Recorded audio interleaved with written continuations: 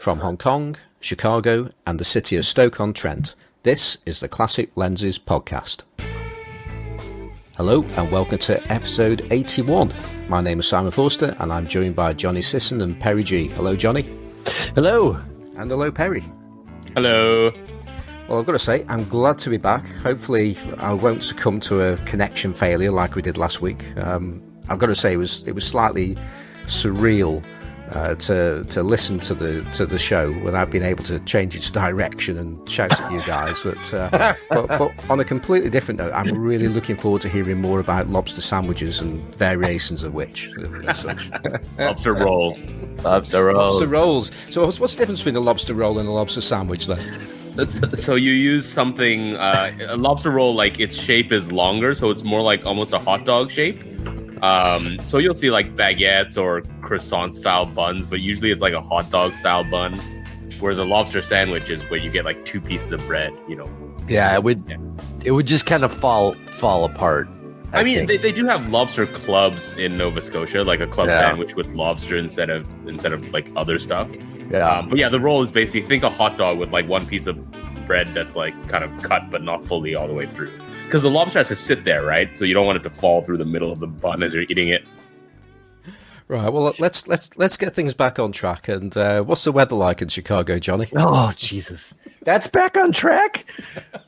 From food to the weather? All right. Well, Simon, you'll be glad to hear that the sun has now appeared.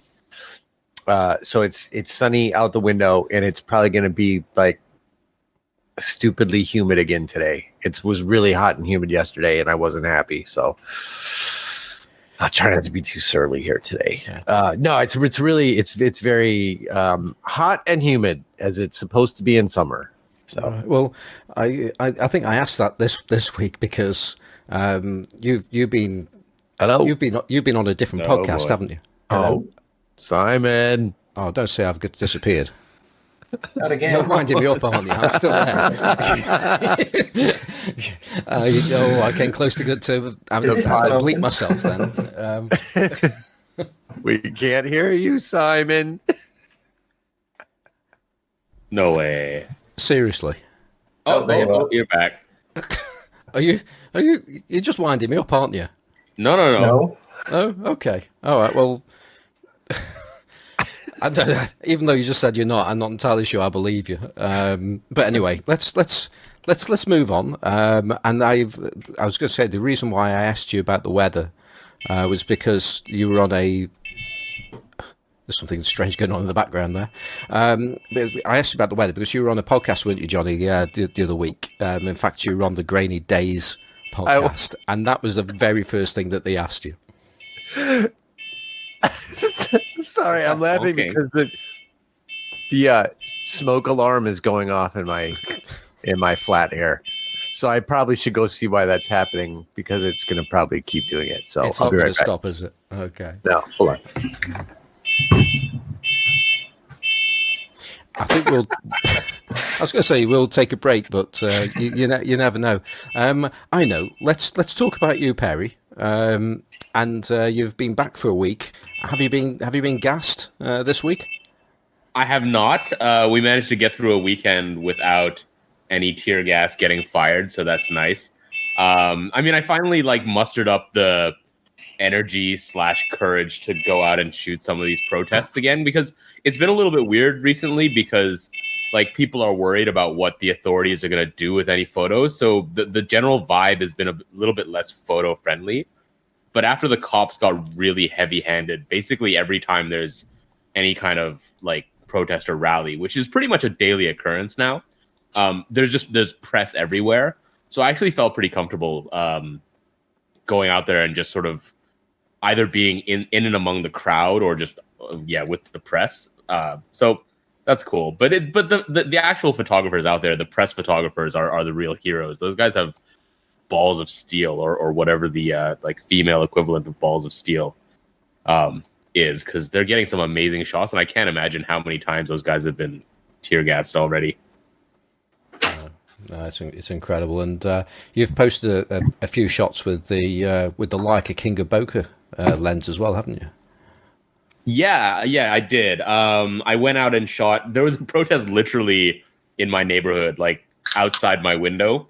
So I went and shot that. I used that lens just because it was the default lens on my camera. But I have to say, yes, the whole a couple of episodes ago, and not many episodes ago, we made fun of its nickname, the King of Bokeh, because supposedly its bokeh is only nice at f5.6 at medium distances. Which is, oddly specific for bokeh. But I shot, it was like overcast, so I needed the light. And man, like the pictures do look really nice at f5.6 at around 4 or 5 meters. No, they're great shots, and I'm not going to dwell too much on those things because we do have a guest this week. Mm-hmm. But before we head back over there, are you back with us, Johnny? I think that means he's not. Okay. I think at the moment I'm going to take a little break, and we'll come back when Johnny has returned. Okay. Right. The house didn't burn down, by the way. I'm okay. I was going to ask, but I'm trying to be quiet. I don't know why I don't know why that thing went off. So, well, as you can hear, Johnny is back. Hello. And before you ran off there, I was just referring. Well, we've just had a little chat with Perry there, but back to you, Johnny. You were a guest, or the star guest, on the Grainy Days podcast last week, weren't you? I was, yeah. That was a lot of fun. We had a nice chat about a whole bunch of stuff, and they let me ramble on about things, and yeah, it was cool.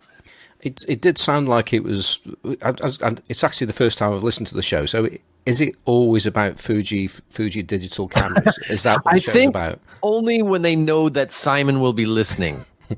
Yeah, and in his defense, it was also about Rodinal, panoramic cameras. Yeah, yeah. Why Nikon sucks. So nothing we've so completely new material.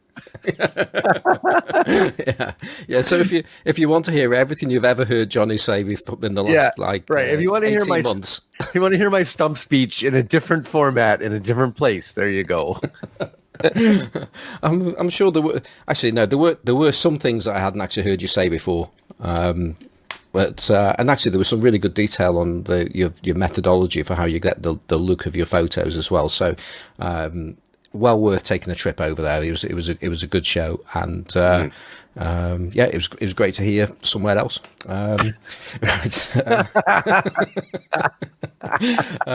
Right. So on that, we've had a relatively long intro there, considering we do have a guest, but we didn't really get a chance to finish talking last week, so we just had a little catch up there.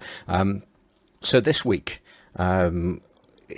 Sitting quietly in the background, we have Edward Noble. Hello, Ed. Hello. Thank you very much for having me on. Welcome to the show, Ed. And I've wanted to get you on for quite some time, and it's been a matter of we've had so many things to actually do, and it's great that you agreed to come along. Now, those of you who are not familiar with Ed's work. I think he certainly came to my attention with his work in the Photography with Glasses Lenses group for two kinds of work. One is his Bokeh Panorama work, which is excellent, and the equally excellent infrared work. But before we go any further, I think it'd be a good idea because you can tell people more about yourself than I possibly can. So, Ed, perhaps you might want to tell us, a bit about your photographic journey and how you got into adapting lenses and how that led you to doing weird and wonderful things. Sure, yeah. I guess it's probably easiest to start with what I do, and you'll kind of understand after I start with that. But so I've been in the video games industry for about 20 years. I started out in Leamington Spa for a company called Codemasters. And while I was working there, although I had been into film photography when I was younger and in college, at that point, digital had just started coming out. And I hadn't been into photography for quite a while. So I had dropped film after I left college. And I decided that it would be a good idea to get into digital because of texturing 3D objects for work. So I bought my first digital camera back then, which was about the year 2000, and that was a Fuji. It was rubbish. It was a little bridge camera. I think it was a 6900 or something like that, and I absolutely hated it. It was completely horrible. But it did get me into photography, and it sort of spiraled into what will end up being my inspiration for classic lenses. A few years later, I moved to Amsterdam, and I kind of got into photography a bit more as kind of like an escapism from work. And we used to go out on photo walks, wandering around the city. And a friend of mine, Italian guy, convinced me to get into classic lenses. He was shooting a Canon 5D at the time, and I think I had a Nikon D2H, something like that. Much harder for me to adapt classic lenses than it was for him, but I gave it a go. And I have to say it's probably mostly his fault that I got into classic lenses. But after my movement from Fuji was that I hated the bridge camera and I wanted an SLR desperately, but digital. And the only thing that was really available was a Fuji S2 Pro, I think it was. And it used Nikon mount. I didn't really like the camera that much. I mean, it was great having a proper SLR again. But then I was kind of persuaded to move into Nikon completely. And I got a Nikon D2H, which at the time was quite cheap. I bought it secondhand. And it was great, but I really wanted full frame. So I ended up switching to Canon to have a 5D myself. And then when Nikon came out with their first full frame, the D3, I switched to that. And I kept that for quite a few years. And then I switched to Sony because I was completely sick and tired of the size and weight of the Nikon D3, the pro Nikon cameras. So I decided to go completely crazy and I switched to Sony. And I also, at the same time, had it converted to full spectrum because I was getting really interested in infrared at the time because I had, I think it was a Canon 40D that I had converted, and that was purely to infrared. And when I switched to the Sony, I realized that I could kind of have the best of both worlds. I can have full spectrum, so I can shoot color, infrared, and everything. But it was a huge gamble. Hey, Ed. Yeah. Just want to quickly jump in for any listeners who are not aware, and also myself. What do you mean by full spectrum, and what's the distinction between like full spectrum, infrared converted, normal?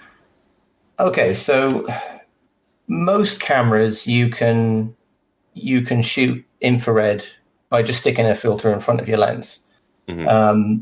But you're stuck with usually quite long exposure time, so you need to be on a tripod.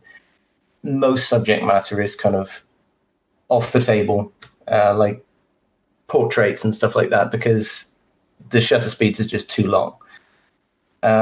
So the fix for that is to have your camera converted, and it basically involves taking off the hot mirror that sits in front of the sensor, which blocks off UV and infrared, because all digital sensors are inherently sensitive to both UV and infrared. Mm-hmm. But they block it off natively because it basically makes your white balance much better. The more you block, the better it becomes. And this is why a lot of newer cameras, because over time it's just gotten more and more aggressive. A lot of new cameras block infrared completely, so you can't even do that. So it's difficult to recommend to people now just to try infrared by buying an infrared filter, because you always worry that they'll just throw the money down the drain and they won't even be able to use it at all. I've done that a few times to people recently, and I always have to say, look, be careful. Try and Google your camera and see if anyone else has tried it, because a lot of the times it doesn't work. It actually doesn't work with Sony's. I think all of them, all the Sony A7 range. So those you have to get converted in some way, shape, or form. The difference between infrared and full spectrum is that with infrared, it basically blocks off all color and UV. So you can only shoot infrared, and then you can pick the wavelength that you like to shoot, but you're then stuck with it, although you can add filters on top if you want to go higher wavelengths. But with full spectrum, you're literally opening your camera up to everything. The downside is that you need to use filters for everything, which can be a little bit annoying and expensive. Cool. Yeah, thank you. That's super clear on Sure. what the distinction is. But basically, switching to the Sony, I mean, as you guys know, mirrorless cameras, it opens up the ability to adapt classic lenses massively. I mean, even compared to Canon, Canon is probably the best SLR to have, I guess. But at the time, I was on the Nikon D3, and Nikon is just awful for adapting lenses. And yeah, once I hit Sony, I just kind of tried everything. And one of the main reasons for that is that infrared is really good with older lenses because of Hotspot.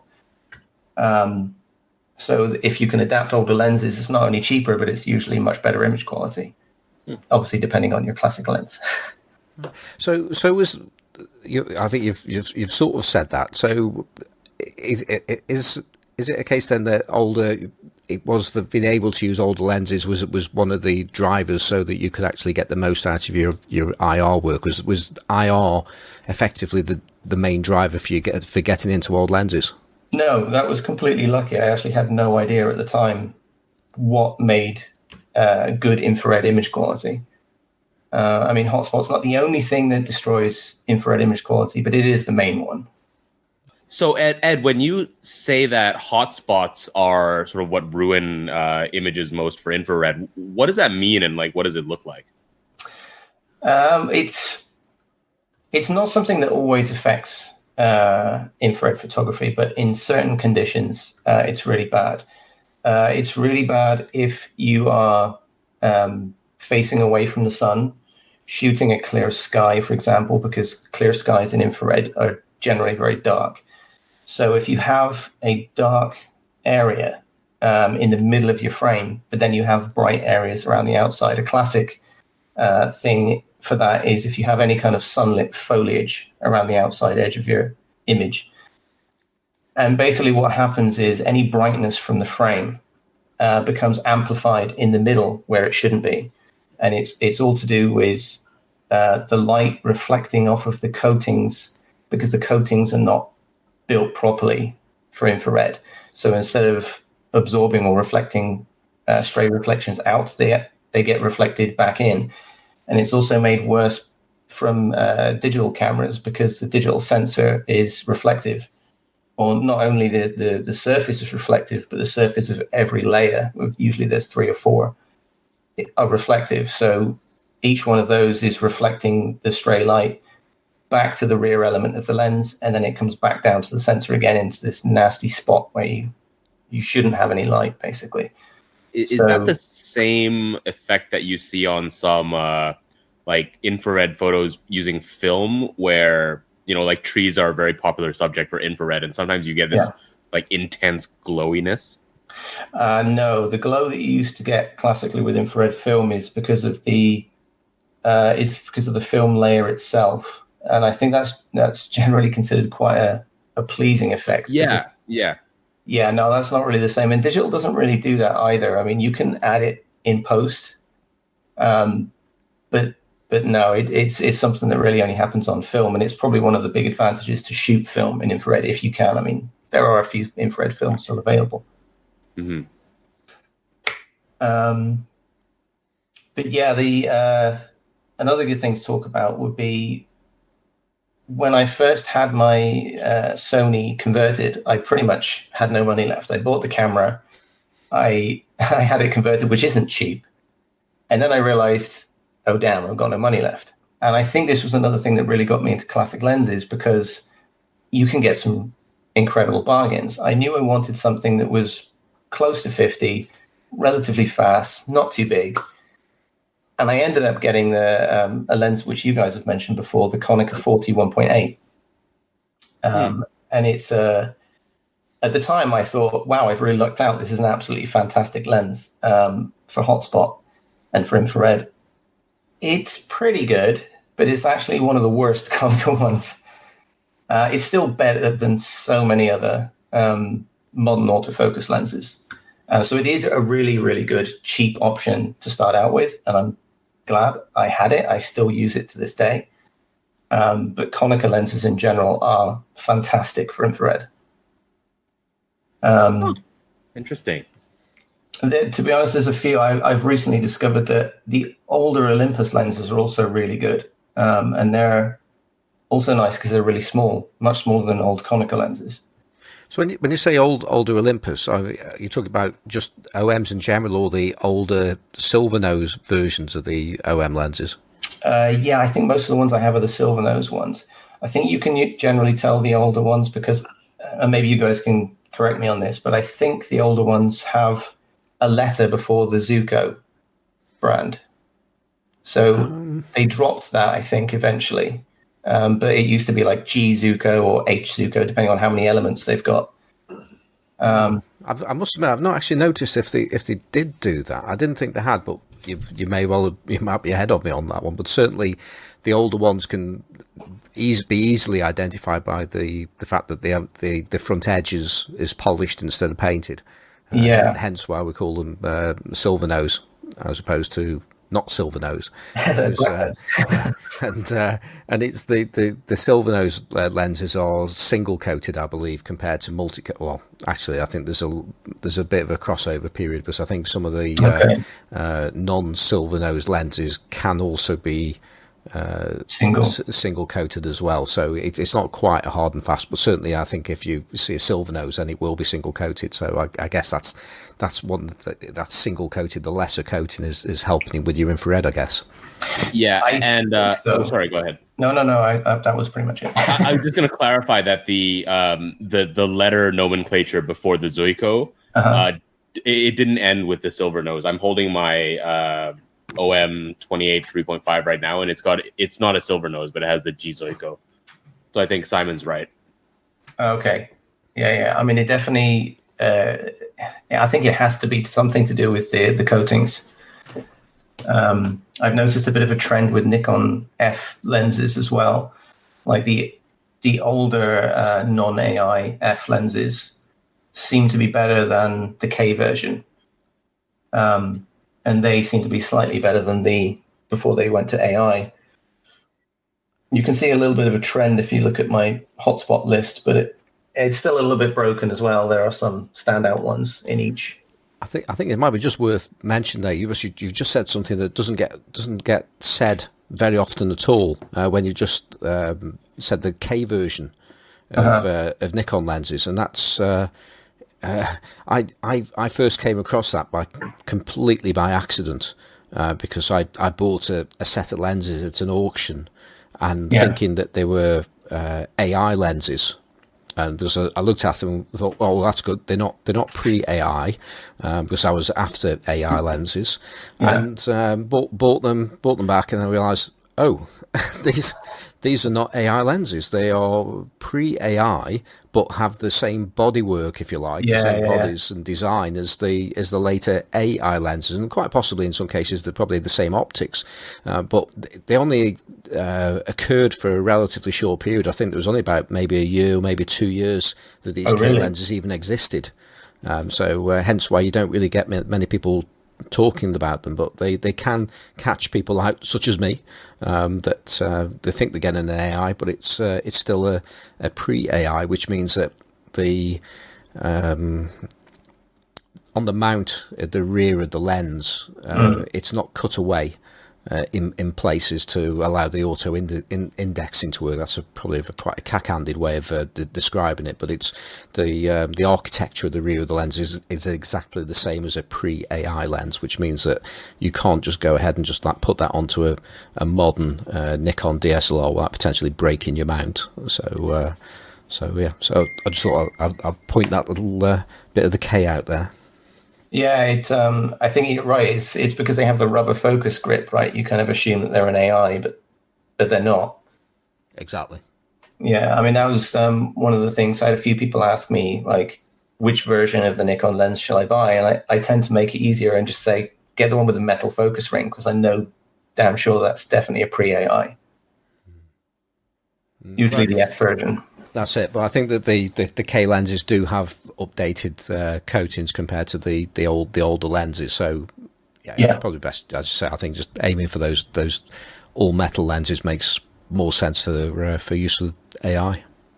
Yeah, exactly. And that's pretty much what I used to sort of aim people at. Go for the oldest one possible because they've got the least advanced coatings on them. And that's usually the best for infrared. Yeah. well we talked a bit about infrared, and I think we'll come back to infrared. Sure. But I do want to talk about your Bokeh Panorama or Brenner's method photography, which is going to happen because you'll be using particularly fast lenses.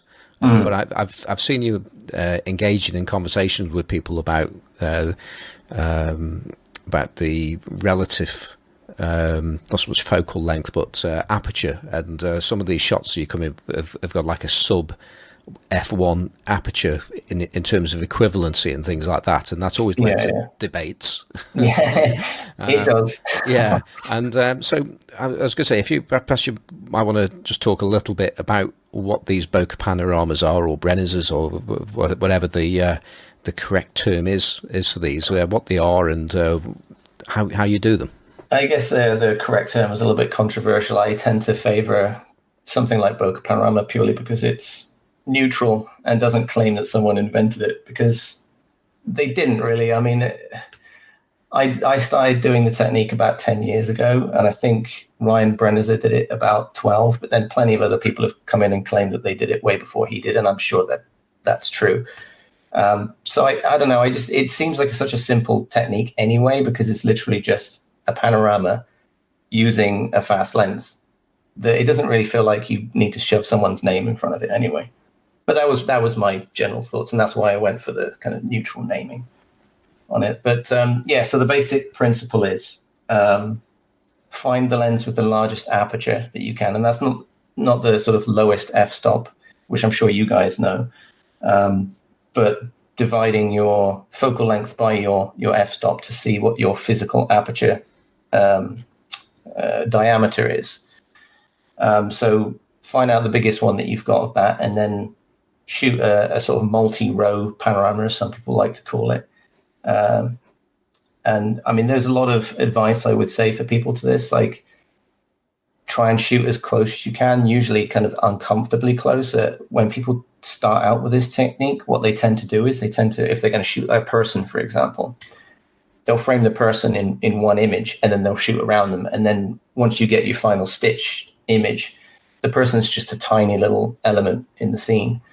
It can work sometimes depending on your background. But if you really want to push the effect, you kind of have to get sort of really close to your subject, between sort of 2 and 3 meters, usually, I would say. What lens did I start out with this? It would have been, although I'm not going to dwell on it because it's not a classic lens. I started out doing this with a Nikon 85 lens because I was on the D3 at the time. Another nice aspect to this technique is it doesn't really matter if you're on APS-C with this technique, because although it involves you shooting a few more images, the potential of the effect is exactly the same, because really all that matters is the lens that you're using, and not really so much the sensor. In fact, you could argue that the smaller sensor actually increases image quality because it tends to remove some of the less desirable sharpness from the sides, but also mechanical vignetting, which can stop the panoramas from stitching quite so well. And also you'll get weird shape, sort of bokeh circles, kind of all at random angles, which I get all the time because I'm on full frame now. But it's just, the trade-off is that it's easier on a larger sensor. It's interesting that you mentioned about not going for the widest f-stop, and it's more about the physical size of the aperture. Yeah. So what's the thinking behind that then? What I meant there was that the actual F value doesn't matter. Like, for example, if you're on a 135 f 1.8, that's much larger aperture than, say, an 85 1.2. So don't dwell so much on that F value, but more the physical aperture size, because that's the actual sort of key to the effect. So yeah, that makes sense. So what you're saying is like, because you calculate the f-stop by dividing the focal length by the actual physical size of the iris, that when you're stitching these together, it's the physical size of the iris that's more relevant when you're calculating the equivalent f-stop, right? Yeah, exactly. It's what gives you your sort of the shallowest depth of field. Because although normally you would say, oh, well, yeah, it does, but you're going to have to back away because your lens is more tele. Well, with bokeh panoramas, you don't, because you can just shoot some more images and you can still end up with a 20 mil or a 24 mil equivalent once you've stitched. And then your sort of equivalent f-stop, or, well, yeah, your equivalent lens is going to be something like a 24 mil 0.5 or something like that. But yeah, as you point out, it's kind of controversial because people go, hey, that doesn't exist. Like, what are you talking about? Right, but in strictly mathematical terms, that's what like the F number expresses, right? Yeah, exactly, yeah. Yeah, totally. I have a page on my website which helps with the equivalent aperture of your final stitched thing, and you can also work it out backwards. So if you work out what your physical aperture size is, and you've worked out what your final focal length equivalent is, you can then just divide that by the physical aperture size, which never changes, and you will end up with your sort of approximate f-stop. So do you calculate, this is getting super nerdy, but we like it, right? It is a bit, yeah. Do you calculate it, though, based on focal length or field of view? Because those don't always correspond perfectly. Field of view, I guess. What I tend to do is I tend to start with how much bigger the final stitch is compared to a single image. Uh-huh. And then the multiplication value for that, you basically just divide each of your values of what lens you used and use that for your aperture and focal length.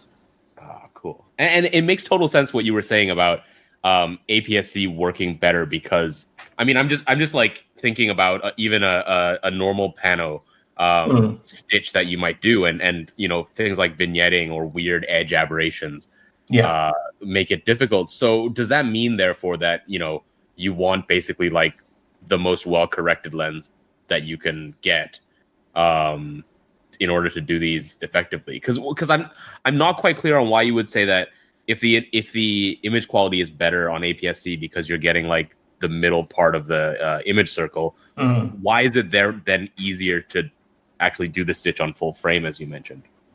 It's purely easier just so that you don't need as many frames to take. So it's pure like workflow in the field. Oh, okay. And for me, that only makes a difference because I tend to shoot handheld. Some people shoot on a tripod with a panoramic head. I mean, you can shoot on a tripod with no panoramic head if you want to, but you can run into problems. And if you have that setup, it's pretty easy. I mean, whether you're shooting 50 images or 200, it's not so bad. But when you're doing it handheld, some of these lenses are kind of heavy, and you don't really want to take 200 images on hand holding whilst trying to guess where your nodal pivot point is. So I tend to find it easier. And I've seen someone recently actually, and I've never tried this, doing the images on Fuji GFX with a full frame lens, because obviously Fuji native lenses are not really that fast anyway. But a lot of full frame lenses, a lot of 85s seem to actually project to the Fuji GFX sensor right to the corners. And obviously that's going in the opposite direction. So you much worse aberrations, much worse mechanical vignetting. But the stitching software seems to cope with it most of the time. So when you're shooting, are you using burst mode handheld? No, I don't do that because motion blur can be an issue, even with fast lenses. Because they're on the longer focal lengths, if you're just kind of moving while taking a shot, it can be problematic, and I usually would rather guarantee that the stitch is successful. Gotcha. And you know, the cool thing, like I've seen, you know, your photos, and I've seen quite a few people doing this method. And the interesting thing to me about the effect as well is, you know, of course it looks really cool and you get that kind of subject separation, but it doesn't make the subject look like a miniature as you would when people are using like tilt shift lenses to get a shallower depth of field in a wider field of view shot. No, not very often. I mean, if it happens occasionally, then I point to it and go, "Hey, that's pretty cool." But no, it's pretty hard to do that. It's never that crazy, or not very often. I mean, where do you?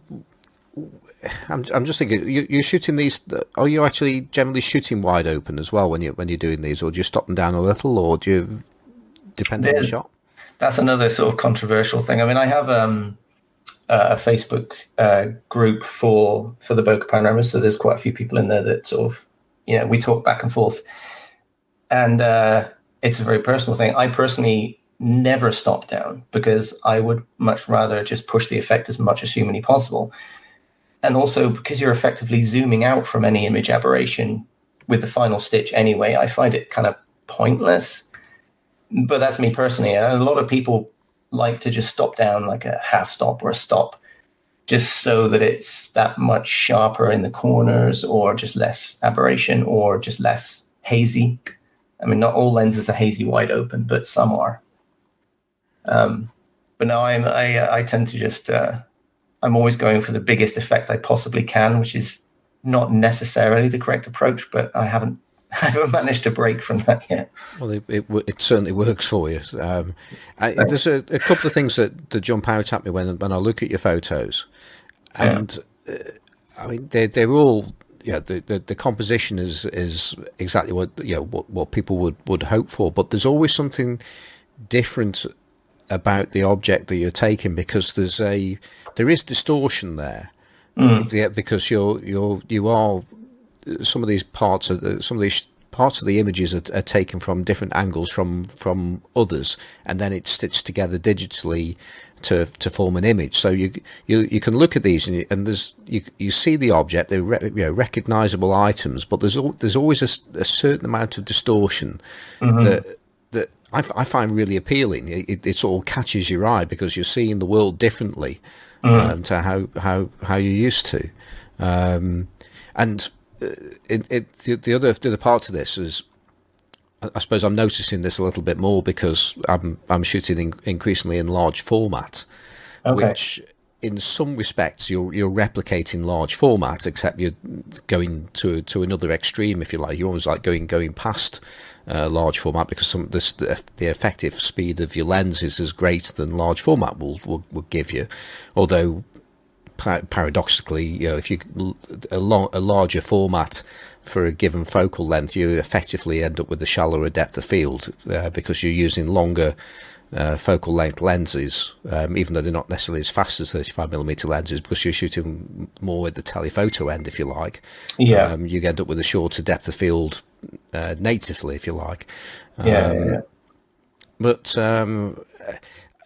just one of the things that strikes me is you take photographs of things that are just in the street, attractive things or just things, and because of the technique that you've used, they become far more interesting as a result. Yeah, it's kind of an interesting one that I'm always struggling with. I tend to take a lot of subjects of a specific type. I mean, cars and bikes are a really good one purely because of their size, and with bikes a little bit because of their complexity, because you can see exactly where the depth of field cuts through them, and it's kind of fascinating. But I do try and push myself to take sort of more just normal scenes. I mean, the big limitation with Bokeh Panoramas is that you have to pick something that's static. I mean, if you're going to shoot a person, you need to ask them to hold still for at least a minute. why you're taking the images, at least relatively still. With cars and bikes, you don't, obviously, but and yeah, I would like to try and force myself to shoot just more nice little scenes that I see, but I tend to get distracted, I'd say, by sort of cars and bikes a lot. Well, I was going to say it's not a criticism. It's yeah, and mine's self-criticism, I'd say. Yeah, I mean and this is the thing that I find really attractive about the process is that there are times where you're walking along and you think I've been down here so many times and I've photographed this, I've photographed that, and there's just nothing here. And then you can go and look at your photographs that are taken in quite normal places of normal things, and you can make them look extraordinary. Yeah, it occurred to me recently. I mean, in some ways it's obvious because you're sort of saying that the primary purpose of this is to kind of accentuate your subject isolation. But looking at that in a slightly different way, it's like as a photographer, depth of field allows you to force your viewer to see exactly why you're looking at the image, if that makes sense. Yeah. And there definitely is something. I mean, I'm kind of addicted to it a little bit. I mean, that's why I take so many, but it does feel a little bit cheap sometimes. I kind of wonder why I keep doing it, because you see criticisms of people just with normal, photography. Why do you have to go for this super, super shallow depth of field?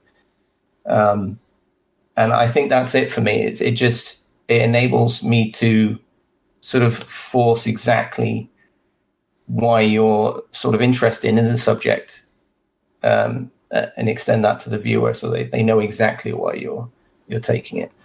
Yeah, you're giving people no room for interpretation at all, aren't you? Yeah, because there's nothing else for them to look at. I mean, it's like, oh, could he be wanting me to look there? No, because it's complete blur. Ed, when I was looking through your Flickr album earlier, the photos are really cool, but you also seem to have like quite a bit of gear porn there. Yeah, I do. Old film cameras and stuff. There's some things I want to ask you about there later. But sure. One picture that jumped out at me was a picture of your setup with, I think it was a Sony A7 with a Canon FD 8512, I think the lens was. Okay. And then you had an external viewfinder on top, a 24 millimeter Leica external viewfinder. Yes. Yeah, so that was something I started to do purely for the Bokeh Panoramas because, in a little bit in the same way, when you're shooting film with a rangefinder, you can't get a feeling of what your final image is going to look like with a Bokeh Panorama. Mm-hmm. You can look at a tiny portion of it, but you'll never feel what that image is going to look like until you've processed it, basically. And framing it is super hard. So I tend to shoot pretty much the same amount of shots, which is between 30 and 40 for an 85mm lens. And it kind of came out to like between 24 and 35mm after you've stitched. So I found it super useful to be able to see your scene through that viewfinder. So although in that particular image, I stuck it on the top of the camera and it looks very, I don't know, like an all-in-one package, I almost never do that. I tend to keep it in my pocket if I even bother taking it out. But it does really, really help, especially, when you're starting out with a technique. Because it's so easy to miss the corner few shots and you're like, I can't get what I wanted now. No, to me that setup makes a lot of sense because the whole bokeh pano thing, like I wouldn't know how to visualize taking that final kind of photo. And when I saw this setup with the 24mm external viewfinder on top, like to me that makes complete sense because then you can see your frame and then it guides you on like where to start and stop your various images, right? Yeah, exactly. It's super hard to do otherwise because when you're just looking at a portion of your image, you're like, oh, where's the other corner? It doesn't really work. And then, I mean, I tend to recommend people either do something like that or use their mobile phone. But I don't know, mobile phone is just not as easy. I really do like the external viewfinder for that. Yeah, you don't have to hold an extra thing in your hand while you're doing it as well, right? Yeah, and then you've got to try and turn the camera app on with one hand, and it's a pain. The viewfinder is so much easier. Do you have to do anything different when you're shooting like a static subject, like a car or a urbanscape, versus a moving subject? Yeah, well, I tend to not do too many moving subjects. You mean like people, like portraits? Yeah, I see people. There's like shots of trams and stuff. Okay. Well, if it's something like a tram, they're pretty tricky because they only stop for about 20 seconds, at least here in Gothenburg. So I tend to rush them. I still don't do burst. I try to move, stop, and then click, move, stop, click. Yeah, but it is really tricky to get something that big all the way through until they move again. And especially because there's people coming on and off the tram. I mean, moving subjects is so much harder, which is why I tend to shoot static ones most of the time. But yeah, it's tricky to do with people as well, because most people tend to freak out, and the one thing that they will do is to stop blinking, and you need to say, okay, you can blink, but don't move your head, don't move too much. And I've seen people use a few different techniques for this, like because I tend to go from bottom left corner all the way up to top right in a zigzag motion.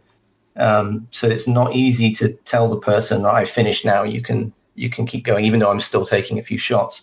What some people do is they tend to go out like a spiral. So they cover the person and say the first 10 shots, and then they say, you can move now. And then they keep going with the rest of the panorama. Oh, that makes sense.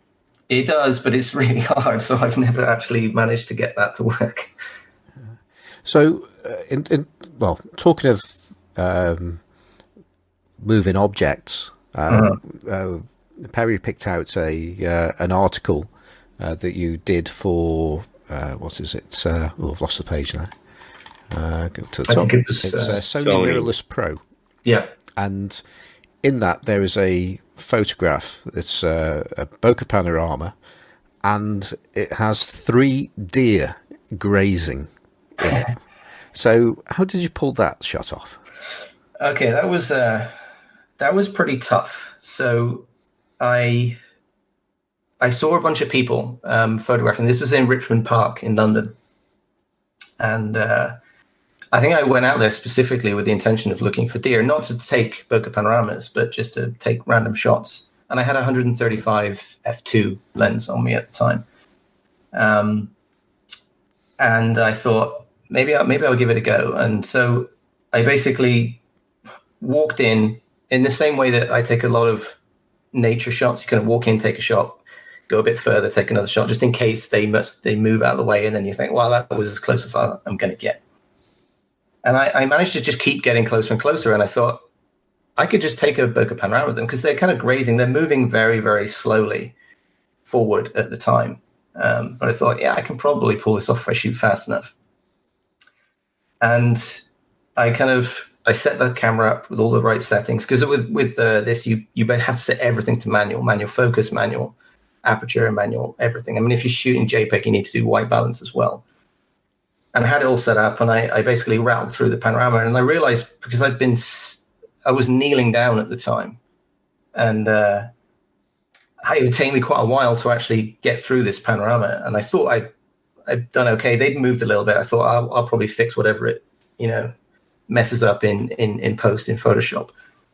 And it worked out okay. But at that point, I suddenly realized that I was about 3 meters away from a deer with horrendously large antlers, and I could not move. I couldn't stand up because my knees were just completely locked. And I was like, oh, this could end really badly. So yeah, I did just about manage to kind of get up and not panic. But it kind of suddenly struck me that I was so engrossed in the technicalities of what I was doing that I wasn't really aware of the danger. But I think it wasn't as many as a lot of the panoramas. I think it was about 14 images on that one. And it did mess up. I had to Photoshop part of the deer's head. You can actually see his right eye in it twice. But you don't really know. It's I kind of covered it over as much as I could, and I went, that'll do. Now you said it, I can see it, but I wouldn't have seen it without you saying it. Exactly. Yeah, I probably just shouldn't say it, right? Yeah. In fact, it looks like I can see 3 eyes, actually, but there you go. There might well be. But that was infrared and Bokeh Panorama, which I tend to like mixing as well. Hey Johnny, is there any kind of wildlife in Chicago you think you can pull this trick off with? Maybe some really large rats I could try, but they move pretty quickly. Yeah, we have rats here as well. But recently I have something that kind of crosses the two techniques, if you will. Is I managed to get hold of a Zeiss planar 85mm 1.4 lens, which is great for infrared and great for Bokeh panoramas. So the fact that I like to combine those two techniques, that lens is super interesting. And, I can talk about that a bit more because it's actually a classic lens. Yeah. Yes, by the way, is that the Contact Yashica version as well, or is that the later? It's the later. It's the ZF one, which I guess is just for the Nikon, isn't it? But so there's Z series. I don't know exactly how they called that, but it has like a silver metal front to it. Yeah. So I was just going to say, it's just interesting there that it's actually a modern. It's the modern version of that lens, and it's still good with infrared. Yeah, the reason for that is it's actually built for infrared. So for a short time, I think it was between 2008 to 2014, Zeiss kind of tried out this thing where, because I guess they saw infrared kind of picking up a little bit, that they thought that they would bring out a special version with special coatings. And it's still a T-star coating. I don't exactly know what the difference was. I don't think they'll tell anyone. But it's instead of the usual color, it's kind of blue, and it's the same on the rear element as it is the front. And it pretty much reduces the hotspot to 0. I think it's the best hotspot lens I've ever tested, or at least one of the best, which you would kind of assume, right? Because it's specifically made for it. You've just said that. There's a few things I want to talk about this lens, but you just triggered something there, and that's the one of the Cyclop lenses, which are night vision lenses. Yeah, I haven't actually tried those. Yeah, well, they have blue coatings. Oh, do they? They do, yeah. Oh, yeah. Interesting. It seems to be a thing, at least with the Zeiss lenses I've seen, because I also have a lens which I posted on your group yesterday, I think it was, next to the planar, and it's an old spy lens made for German Stasi. And it has a blue coating on it also. And as far as I know, they made it for infrared because I guess they wanted to see inside people's hotel rooms at night without them knowing. So it's a little bit more nefarious. But that is also built for infrared. And that one's actually focus corrected for infrared, which the planar isn't, because apparently that's really expensive. How many did they make? Do you know? Because like the one you posted has a serial number of like 4. Yeah, it is difficult to tell. I mean, I've spoken to somebody who owns the actual production version. The one I have is a prototype, so in theory, it shouldn't have been sold. So it would have been one of the early ones that they sent out to people to review, and then eventually they ended up selling it officially.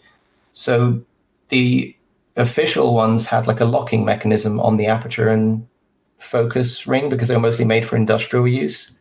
I think Zeiss actually have an industrial range of lenses as well, and that's what they had that differentiated them, was this locking mechanism.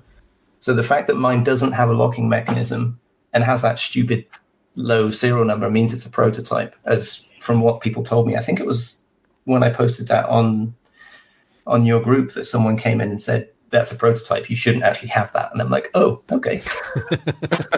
Give it back. Yeah. And I'm like, no. Wait, so what is it? I don't know if you've tried this, but what does it look like if you stick that version of the planar on and try it for normal photography? So from what I've heard, I actually haven't tried it because every time I'm using it, I just want to use it for infrared. Yeah, fair enough. With given a bit more time, I will give this a go. But I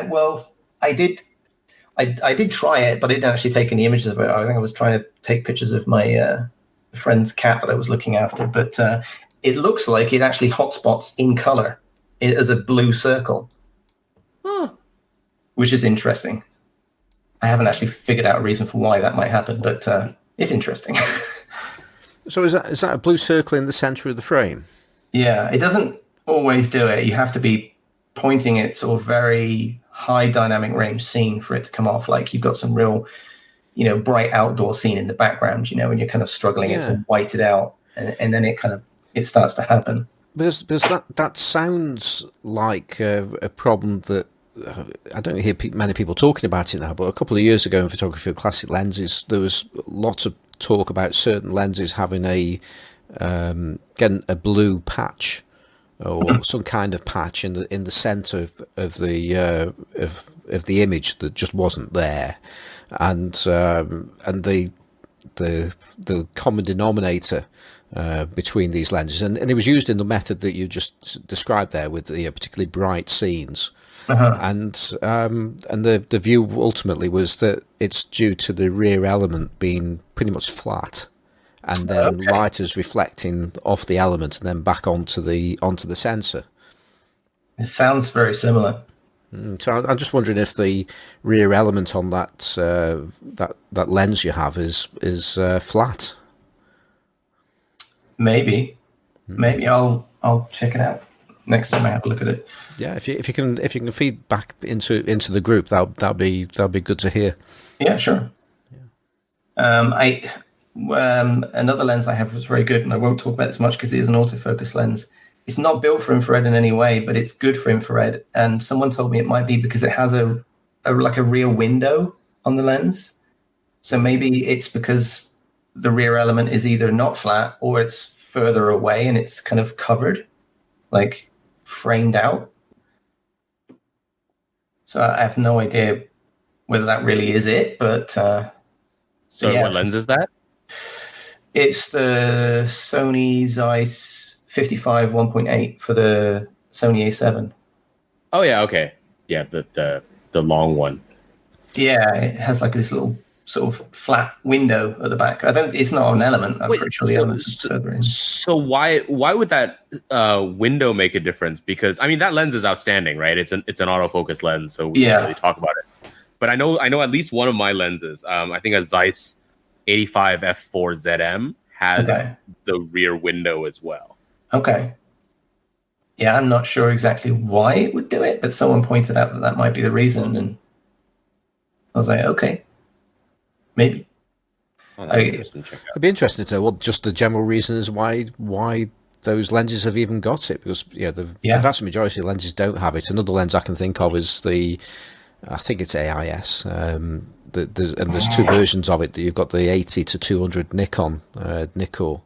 Oh yeah. And the professional version, as they dubbed it, has that. As I say, that window, that cutout, so it's a rectangular rear end to the lens. Yeah. I mean, it's obviously going to be doing something at the top. It's stopping some kind of reflections or some unwanted light from the top and the bottom of the lens. Sort of cutting out stray reflections, right? I mean, I think the one that you mean, the Nikon one, it's just like a frame, right? It doesn't have glass in it. Yeah, that's right. Yeah. Yeah, because the Sony one has glass, which is even more weird for me, because it's like, why would you put a bit of glass in there that's not an element? It feels like it would sort of reduce your image quality. It must be doing something. Yeah, exactly. I mean, I don't care. It works. Probably.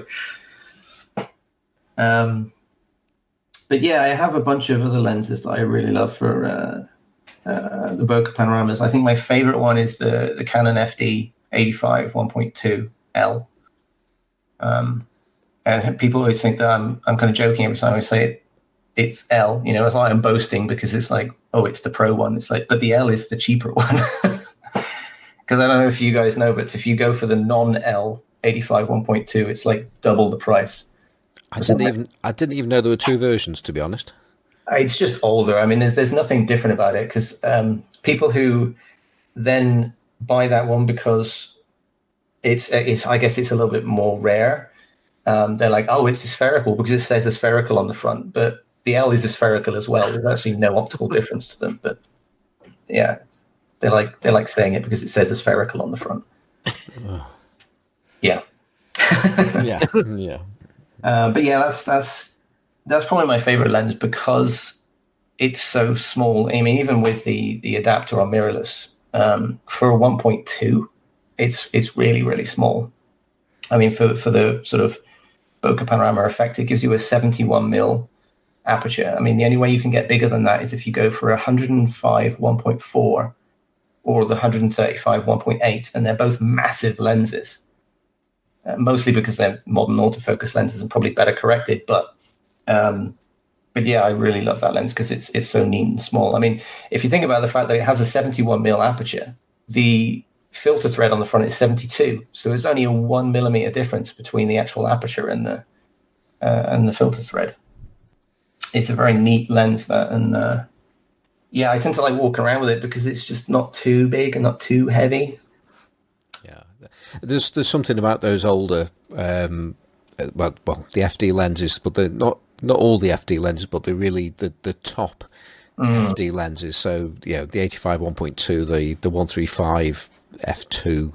Yeah, which I remember we talked about before, didn't we? Yeah, and the other one that comes to my mind is that I have is the 200 millimeter f4 macro.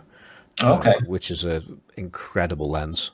Really? Which I need to use more often, but that's just and it's good at distance as well as it's good at close up, and it's a 1:1 200 mil macro lens. It's absolutely fantastic. Oh wow!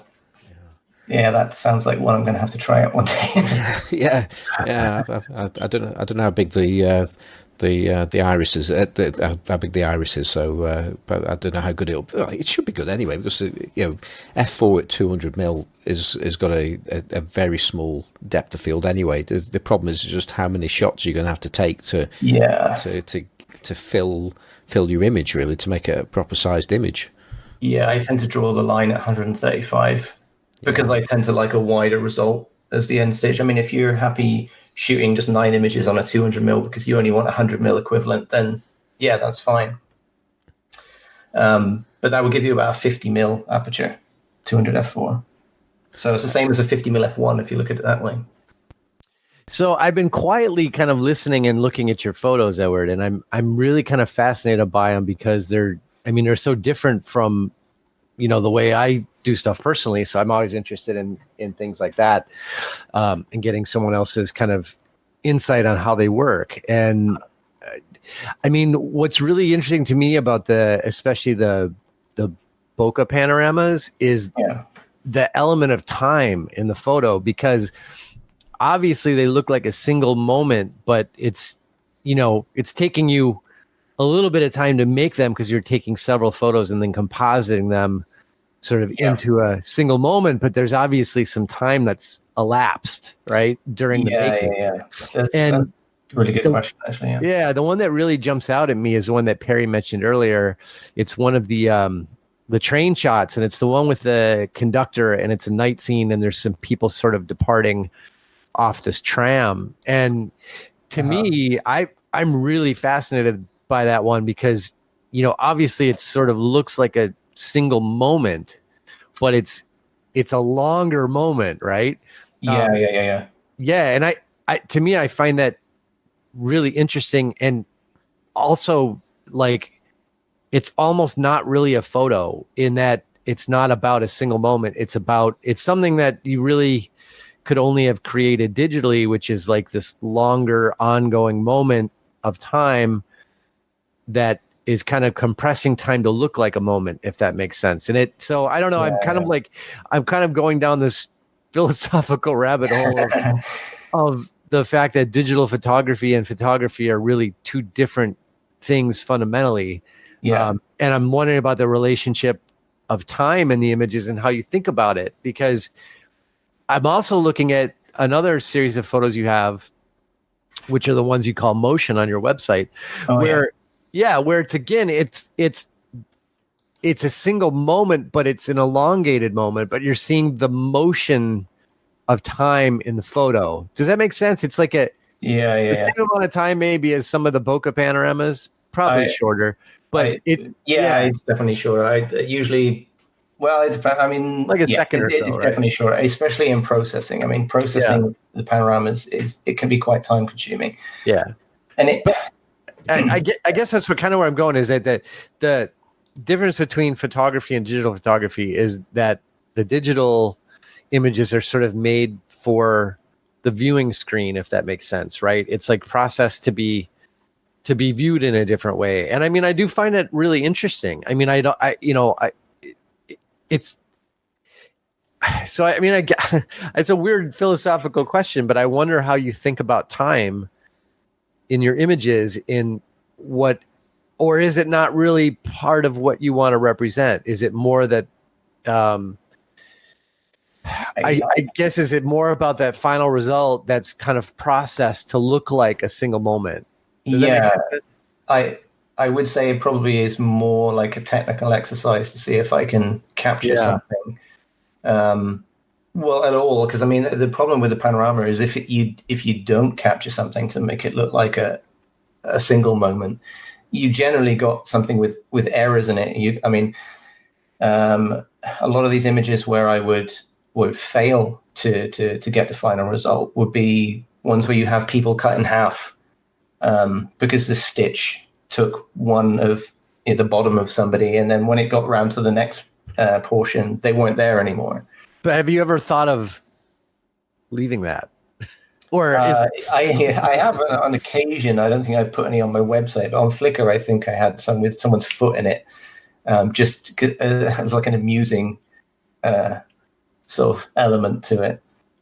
But no, I mean, the motion series that I did is much more about that. I wish I could incorporate more motion into something like panoramas, but I haven't figured out how to do that yet. Yeah. And I guess that's what I'm wondering is if it might be it might be something to think about as something completely another direction, is that I almost would love to see the same thing, which is the element of time within some of these bokeh panorama, even if it means that some things look out of place or broken. Do you know what I mean? I don't know. I'm just really interested in where the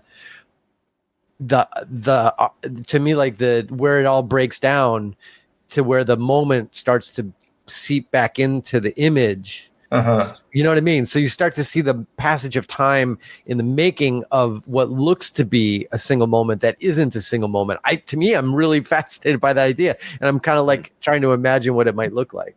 Because I think that maybe a good way to approach that would be to shoot a scene which you've always wanted to shoot as a panorama, but thought I can't because there's too much motion in it. Right. But then just shoot it anyway. And right. Yeah. I have honestly never thought about it that way, and that is now really interesting to me. I'm like, I could do that. I mean, the whole thing that you're talking about, Johnny, here in terms of like you're making a digital and film distinction, right? But I think the process to me almost feels like how you would, for example, take like a series of multiple exposures on film, and with a thought of blending them in a very specific way. Right.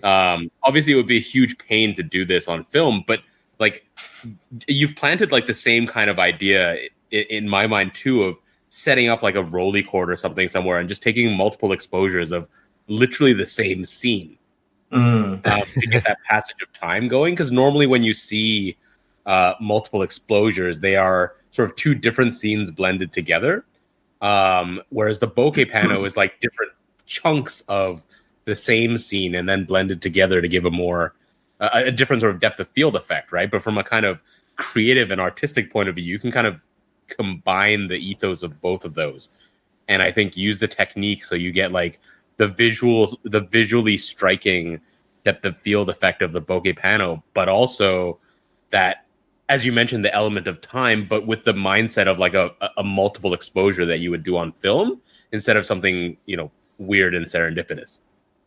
Yeah, that sounded pretty good to me. I mean, I'm already sort of thinking in the background, like, how could I do this? That's cool. I've got to say, just listening to this, I'm thinking I quite fancy doing this on film. 'Cause it's the principle is exactly the same. Obviously you've got to digitize it, and there could be there are going to be a few technicalities that are going to be difficult. And I certainly wouldn't attempt to do the picture of the tram and the driver looking over down his mirror and seeing the people getting off his tram, which I think I've been just looking at that photograph for the last 5 minutes, just thinking about just how good that photo is. Right. It's fantastic. It's for me, that's like street photography at its best, and you've done it as a panorama. It's incredible. But yeah, go on, sorry. I was just going to say, I mean, in a weird way, you know what it reminds me of, and maybe people have seen these photos, and I'm trying to pull one up real quick. David Hockney did those Polaroid. Basically, he used the exact same technique as the Bokeh Panorama technique, but he did it with Polaroids, and they're obviously instant photo shots and analog, and the things don't line up exactly right, and they're very pieced together, and they I wonder if it wouldn't look something like that if David Hockney hasn't pretty much already done what we're talking about right now. And there's a couple of really striking images that make me think of this. There's one, it looks like kind of a street scene with a couple of trees in it, and I mean, I could even post a link to these, but yeah, I mean, I don't know, it's fascinating to me that there might be some like middle way to do that digitally, because I mean, he's sort of using the analog border of the Polaroid film, so they look like kind of pixelated cells. I kind of like that, because on occasion where I would try and explain to people how I would be making these up, I would kind of fake it by adding a almost Polaroid-esque border, and then just manually aligning them on a really big sort of canvas in Photoshop, just roughly, just so you get the impression of how they're aligned. And there's something about that which I really like, the fact that it's so obvious, instead of it being more seamless and someone doesn't really know how you made it, to just kind of throw it out there and say, look, that's how it is, I almost wonder if that wouldn't be interesting on your kind of in your how-to areas, is like, all right, here's the uncleaned up raw stitch with the not cropped. I don't know. I think it could be really interesting, because I mean, I've done some, I wouldn't call them Bokeh Panorama stuff, but I did a lot of panorama images. The one time I spent a lot of time doing this, I was in Ireland, and I was doing these massive, like, super panorama format images where that, like, if I printed them, they would be like 2 feet tall and 10 feet wide, where it was just these long horizontal panoramas kind of stitched together. And what I really liked kind of most was before they were cropped, and they had these kind of weird uneven edges, before it got just super rectangular. So, but I mean, that's kind of what I guess I found interesting, was the breakdown of time within trying to make a single image that's not a one image, but multiple images put together, Anyway.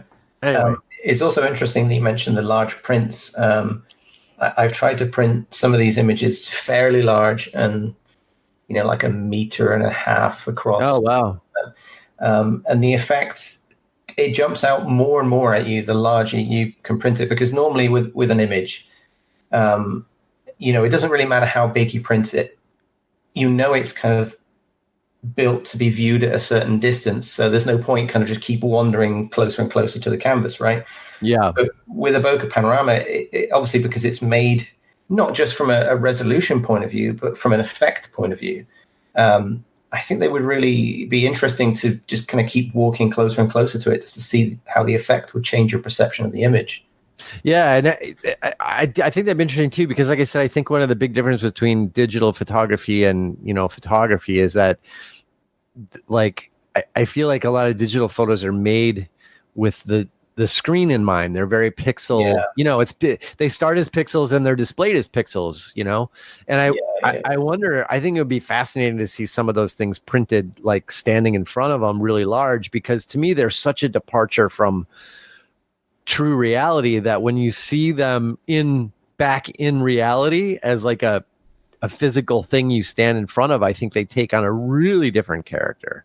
And almost like in a good way. Do you know what I mean? Like, I'm not saying it's bad that they're made to be viewed on screens. I mean, my God, I don't make darkroom prints anymore. Screw that. There's something about screens that are so restrictive, though, isn't it? Exactly. And that's what I'm wondering about, is like that it, like even a big screen, you're sort of limited by the dimensions of how big that can be. Whereas if you made a physical print, it would have, I feel like they would have like a different type of impact as objects, because then you're kind of confronted with the departure from reality in a very different way. Like, it, to me, you could just take it at face value on a screen, whereas as a physical thing you stand in front of, I feel like you might really get lost in that larger image, and it takes it back to an interesting place of that departure from reality. Like, it becomes more obvious in a weird way. I don't know. I've always wanted to print one of these out super, super large, but I just never wanted to, drop the amount of money it costs. Right. Yeah, that's totally the thing. But I think it would be really cool to try that in this case, because just to build on that, what Johnny was saying, when you're looking at a screen, right? A lot of photographs that are like mediocre look really good when they're really small. Yeah. But as you increase the size of the image, like, I think it's the really, really good photographs that hold up, that they're almost better when they're huge compared to when they're small on a screen. And, the bokeh pano effect is like, it's such a striking visual effect. But I think if you have it printed out large, like, things like the distance that you're standing from viewing it will have a big impact on like the viewer's experience. And I think that would just like transform the visual impact of like the way that you would look at and interact with the image. Yeah, I think it would totally be worth printing these out pretty big. Yeah, I'd love to do it. Just need a gallery and a bunch of money. All right. Well, let's move things on to infrared. Okay.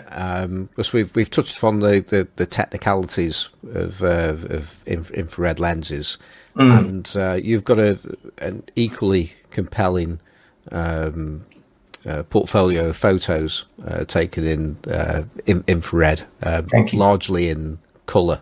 But there are black and white infrareds there as well, and you've also got mixed spectrums. And you've on your site you explain some of the differences between different filters and such.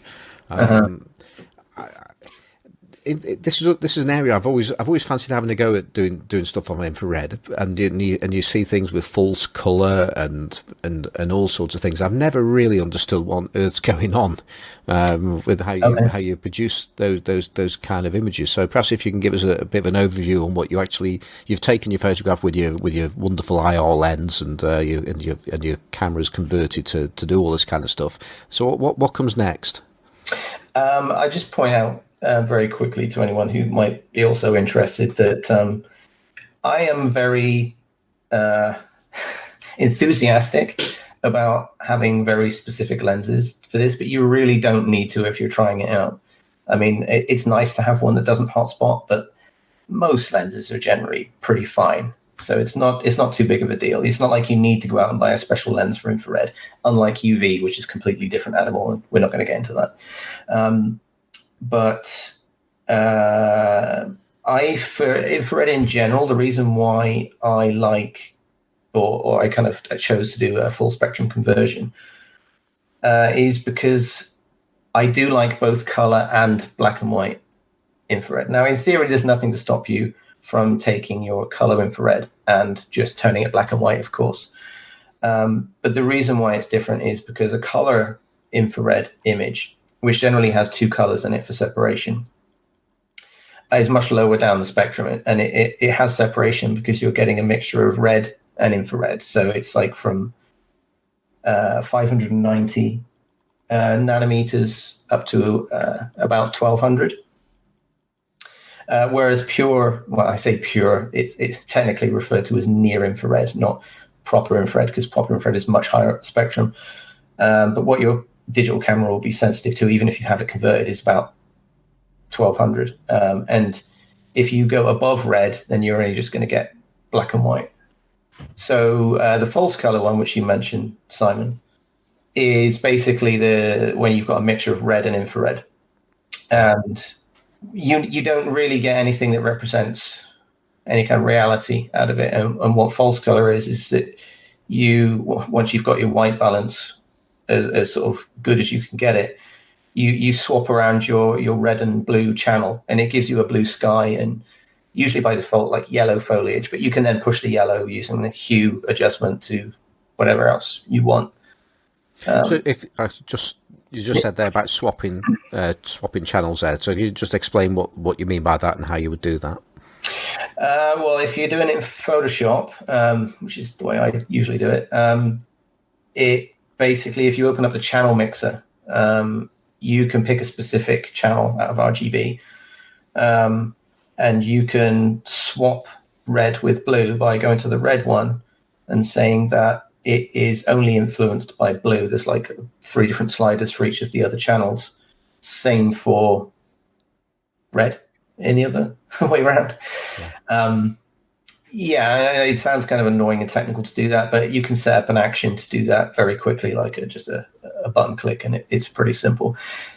To be honest, the hardest part about any of that is that Photoshop doesn't really have a very good range of white balance for that, because it bottoms out at like, what is it, 2000 on the temperature, and you kind of need about 1000. So it involves creating a custom profile for your camera, which basically offsets your white balance by a bunch, and then it can then fit within range, and then you can almost just use the color picker on your sort of white balance when you're doing the raw conversion to. You pick something and it comes out pretty close, and then you can open that up and then swap your channels around. Recently, I've heard that there is a way that you can swap the channels in ACR as well, Adobe Camera Raw, so you can actually have it in the RAW editor already flipped, which will be really useful, but I haven't tried that myself yet. I always do that in the next step once I get into Photoshop. So yeah, it's completely meaningless. The blue sky is just kind of like, I guess, a happy accident that people have figured out. If you swap the colors around, that's how you get it. And I tend to, when I do a hue shift on the foliage to make that whatever color I want, I tend to have to do a bit of a hue shift on the blue as well. So it turns out to be a bit more of a natural sky color. Skies tend to come out a little bit darker than reality.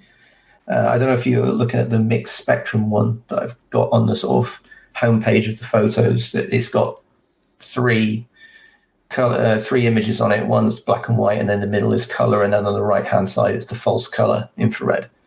So you can see the sky is a little bit darker, but then you can also see the black and white one is much darker. So that's the benefit of going to full black and white, is that the contrast is kind of just amped up. And I guess the kind of quandary to that is that you would expect to have dynamic range issues with the contrast being so high, but it's not. It actually fits into your dynamic range way better than any color image will do.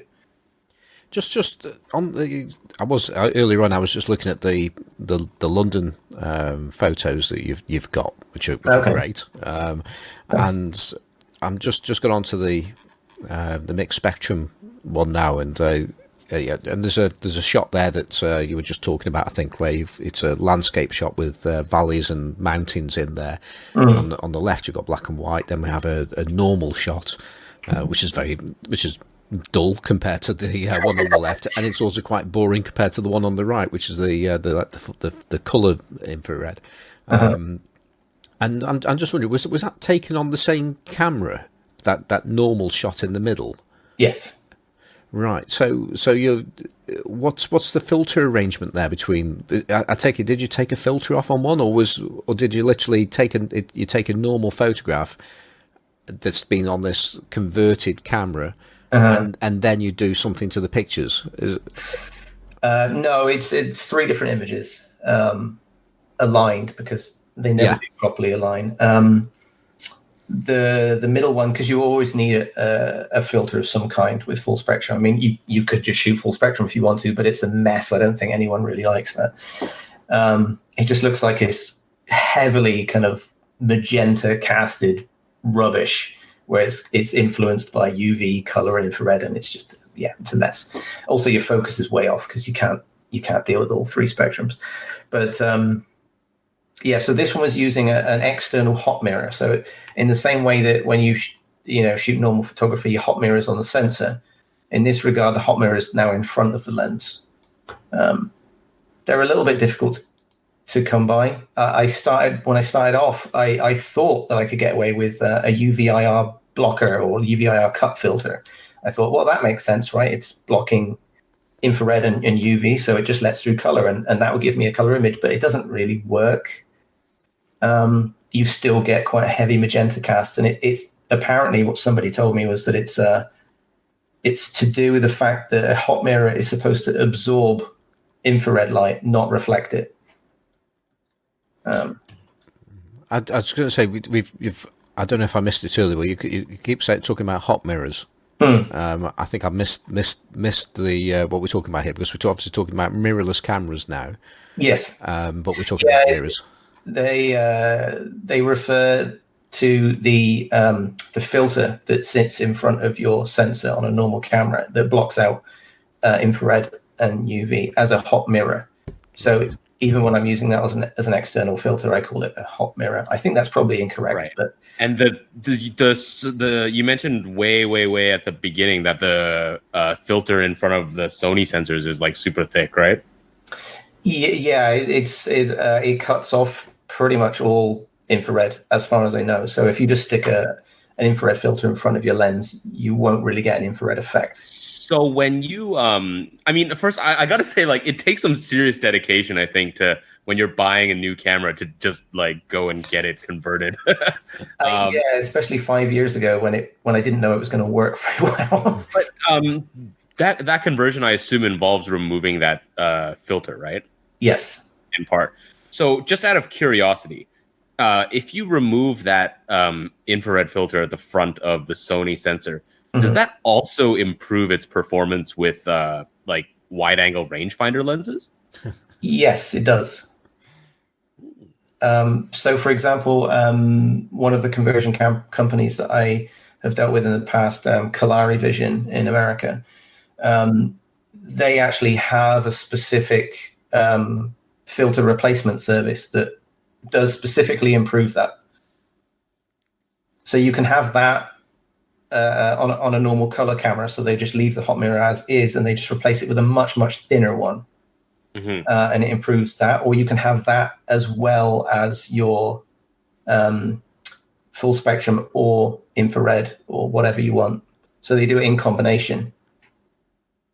Okay, that's cool. I mean, you know, way back, even back in the days when I was just a listener of this podcast, this is an argument that, you know, KARL, Johnny, and Simon used to have all the time about what's causing the crappy performance of rangefinder wide angles on a Sony. Okay. And like it's that piece of glass. But anyway, apart from that, have you shot much infrared on film? Because I noticed from your Flickr that you've got like some pretty sweet film cameras.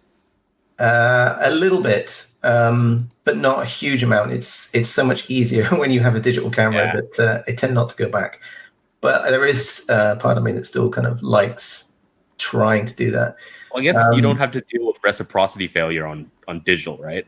Yeah, well, no, and in a horrendous way for infrared as well, because you're dealing with what is it by default, like 10 stops or something? I'm asking you. I know. I don't know. I've never seen it, but I know people who have, and it's like the bane of their existence, right? Because you've got to do longer exposures anyway. Yeah, and then of course, if you're using a 720 nanometer infrared filter, which I think is usually the recommended, you can't see through it, so you have to set up on a tripod anyway. The exposure times are going to be long anyway, so it just becomes exponentially harder to do. Right, and unless you have like a really thorough data sheet in advance, like, there's no way of really knowing Yeah. how long you need to expose for. Yeah, that totally makes sense. There's a couple of workarounds for that. I mean, obviously the exposure time is still tricky, but seeing through the lens, I mean, obviously you can use a rangefinder or a TLR, and then you can just stick the filter on the lens that you're not looking through. I mean, that kind of works as long as you can actually, handhold the camera for the shutter speed you need. It can work. Yeah. And I tried to do that a little bit with my TLR, but I was still dealing with half a second exposures and stuff. So still not easy, I would say. Oh, and the other thing is that infrared film is extremely sensitive to light. So they tell you not to change it outside. So you pretty much have to go inside in a super dark room to change it. So if you want to shoot 2 rolls of film while you're out, it's like, well, forget it, because you're going to fog one of them. Yeah. That makes sense. So it's just so much easier on digital, eh? Yeah, and also going from DSLR. So my first camera that I had converted was a little compact mirrorless one. And it was okay, but I wanted something better. So then I went to the 40D Canon. And it had live view, which is kind of okay.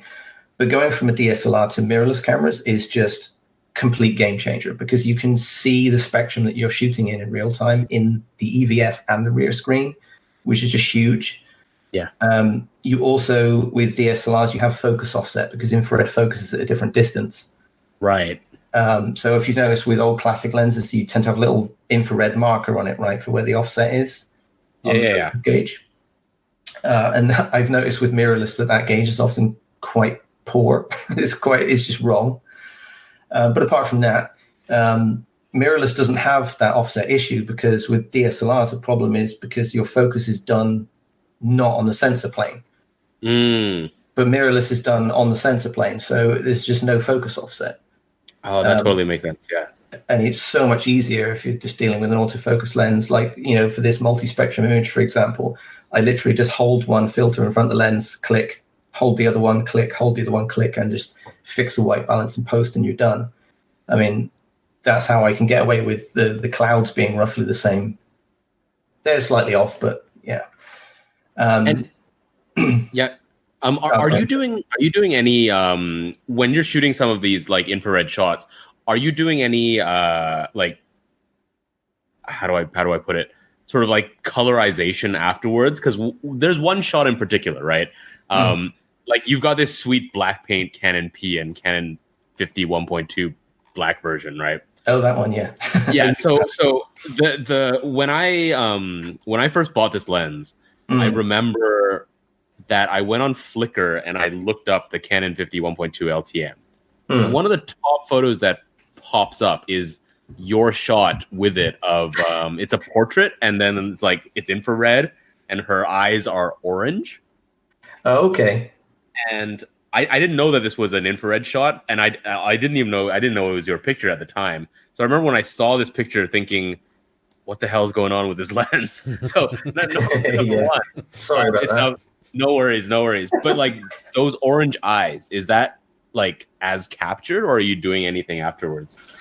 I mean, it's using the false color technique, so it's blue-red channel swap and a bit of a white balance hack in Photoshop because it's under 2000 temperature. Other than that, no, it's because the color of the eyes, it just reflects infrared.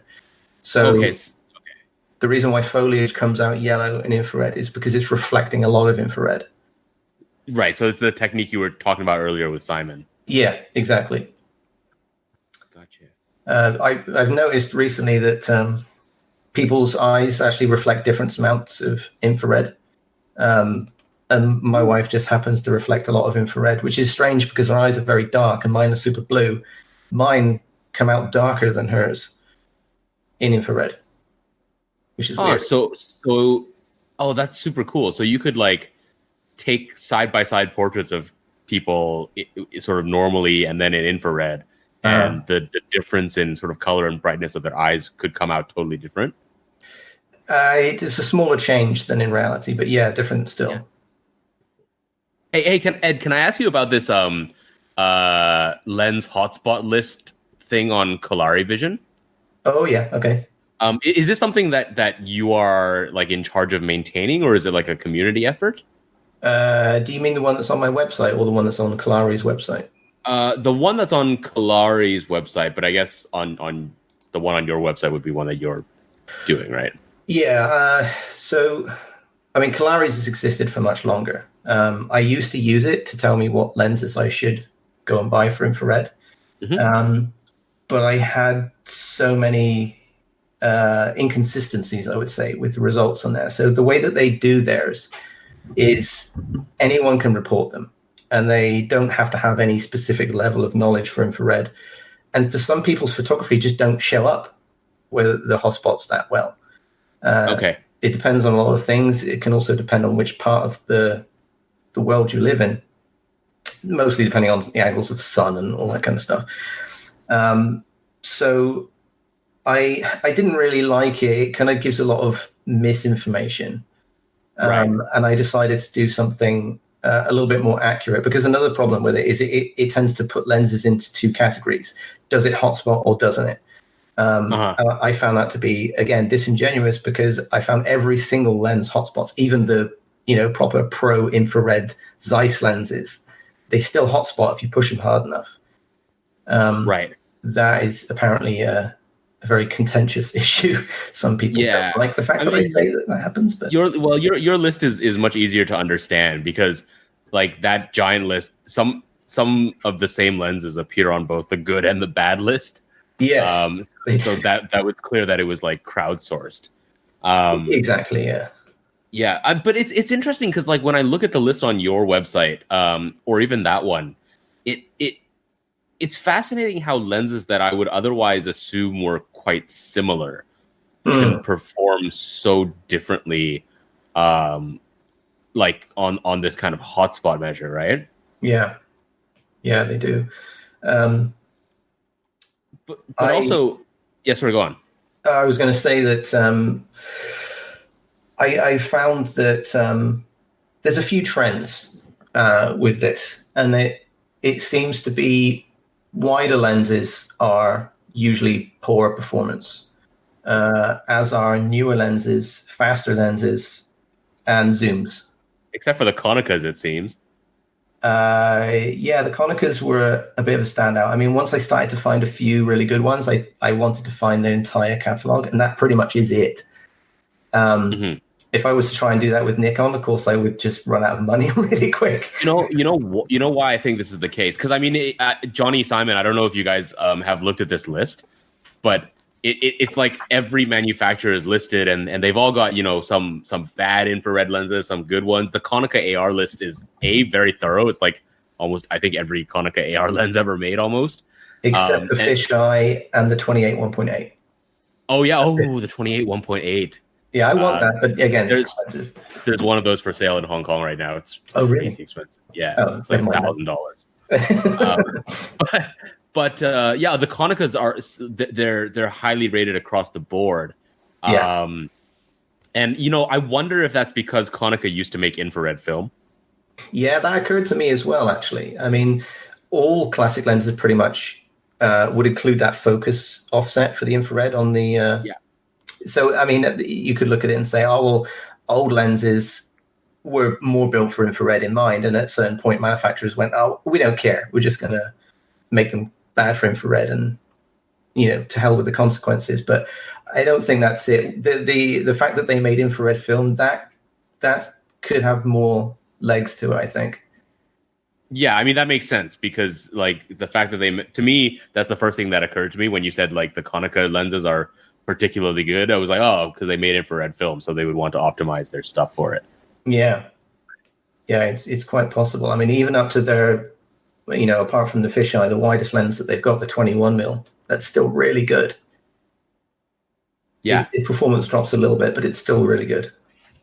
I mean, it surprises me that some of the old, like really old rangefinder lenses perform well as well. Like the Canon 53.5 Serenar, is that that must be coded, but the Lights Elmar is not coded, right?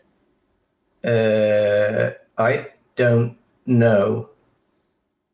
How do you tell? Can you see the coating?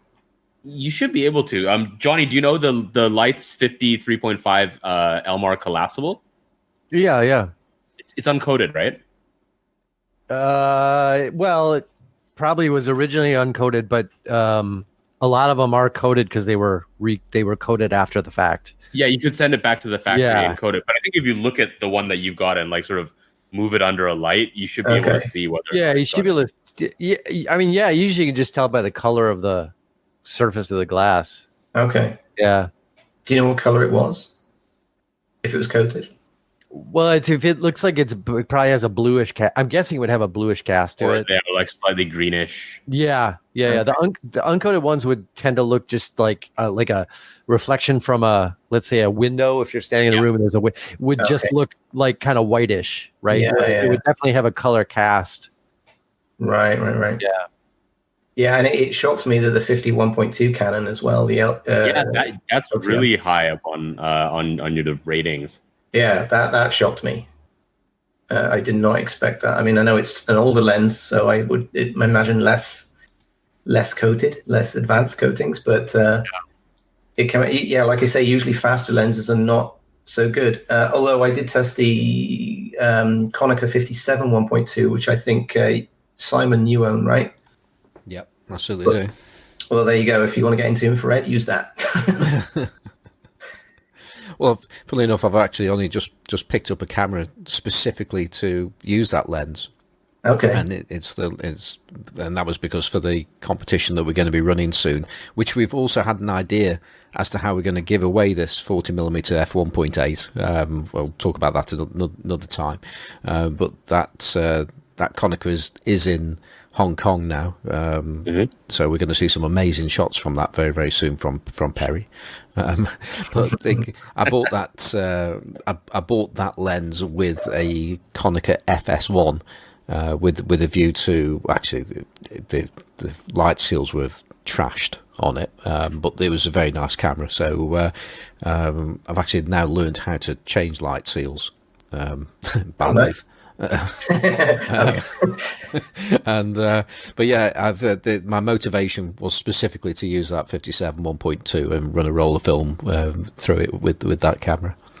It does look like a really nice lens. Yeah, and I've got double the excuse to use it now since it's so great for infrared. Yeah. But I need to. That's the problem, though. For me to actually use it, I need to have a converted mirrorless camera. Yeah, you would, unless you can find some nice old Konica film to use on your film. Yeah, yeah. If you can get, you can also if you can find an IR filter for it. I think JCH Street Pan, is pretty usable for infrared. Okay. Yeah. I mean, there is other black and white SFX too. Yeah. Exactly, and there's another one too, right? Oh, the Rolly.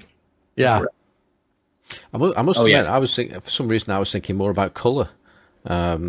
See, I mean, you used to be able to get color infrared film as well, hadn't you? Yeah, you used to, but yeah. Yeah, that really is like rocking horse stuff, isn't it? So I heard somewhere like it's like nearly £100 a roll, and it's like 20 years out of date. Yeah, no thanks. Yeah, I really fancy that, but it's not going to happen. I should look. I think I still have a roll of that. I should look through my. Really? So you could retire on that now. Yeah, I got a bunch of. I have quite a bit of that I shot. I've a bunch of slides. Shot. Oh, it's slide film, isn't it? Yeah, of course. Yeah, it's pretty neat stuff. There is speaking of because that's Kodak Aerochrome, right? Yeah. I haven't got many examples of this on my website, but there is a filter that's made by Kolari now that enables you to shoot in roughly Kodak Aerochrome colors, which means more red foliage and sort of blue skies, but without the channel swap. So with a mirrorless camera or with a live view, you can actually see it in real time without any processing at all. And that's very cool. Yeah. Because normally when you're looking at what is essentially the 590, which is just a red filter, foliage comes out blue and sky comes out brown. It's kind of pretty, but it's not It's not usually the effect that you want to end up with. Whereas this one, it's just like a normal white balance. Just whack it on, and it's gives you, pretty awesome colors.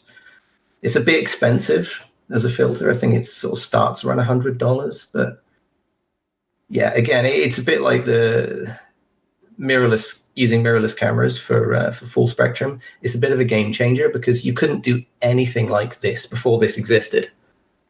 So pretty cool. I'm just looking at one of you got the Cyclops Optics STC clip filter on one of your pages there.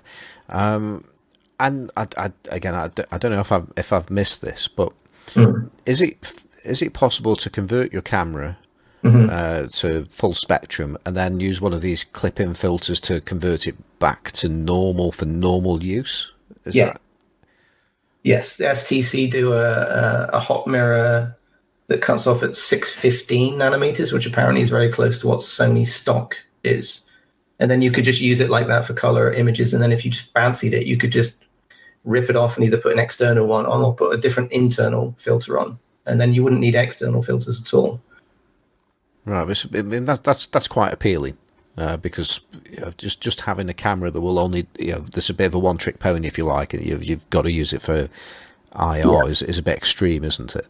So yeah, exactly, and that's what I intend to do moving forward, because my Sony A7 is pretty much on its last legs at the moment. I mean, it's done 5 years worth of service and about 100,000 shutters, and it sounds a bit funny, let's say. On my last holiday, it started to fail.